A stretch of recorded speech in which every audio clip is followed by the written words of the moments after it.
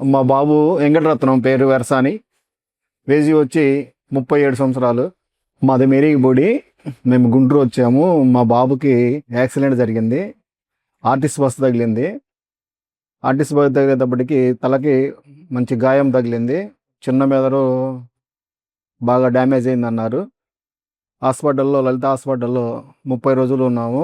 30 రోజులు కోమాలో ఉన్నాడు. లెన్స్ దెబ్బతింది, లివరు దెబ్బతింది, 2 పక్కటెముకలు విరిగినాయి. తర్వాత 45 రోజులు లలిత హాస్పిటల్లో ఉన్న తర్వాత శుభ్రంగా బాగా అయింది మా బాబుకి. ఇప్పుడు శుభ్రంగా నడుస్తున్నాడు. డిశ్చార్జ్ అయ్యి మేము ఇంటికి వెళ్ళాము. మందులు తీసుకోవడానికి వస్తున్నాం. వేరే హాస్పిటల్కి వెళ్ళినప్పుడు వాళ్ళు తీసుకున్నారు, కానీ వాళ్ళ దగ్గర ఇన్ని పరికరాలు లేవు. వాళ్ళ దగ్గర తగ్గదేమని చెప్పి మేము లలిత హాస్పిటల్కి వచ్చేసాం. సర్జరీ ఇక్కడ బీర్జల్ దగ్గర తగిలింది, సర్జరీ చేశారు. ఆ సర్జరీ అయితే బాగానే ఉంది. తలకు తగిన మెదడులో నరాలు కూడా మెడిసిన్ వల్ల వాడితే శుభ్రంగా తగ్గిపోయింది. ఇప్పుడు నడవడానికి బాగా నడుస్తున్నాడు బాబు. డాక్టర్ సఫీ గారు, విజయ మేడం గారు ఇద్దరు కలిసి చూశారు. మా బాబు శుభ్రం తగ్గింది, బాగున్నాడు. Thanks madam.